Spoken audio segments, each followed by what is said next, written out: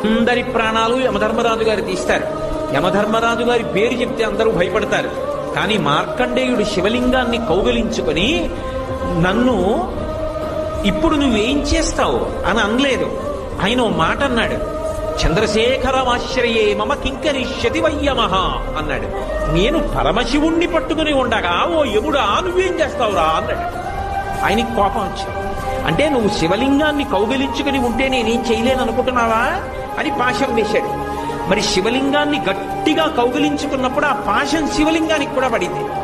పడేటప్పటికి చూశాడు శంకరుడు, నన్ను నమ్ముకుని నన్ను పట్టుకుని నేనుండగా నువ్వు ఏమీ చేయలేవంటుండగా పాశం వేస్తావా?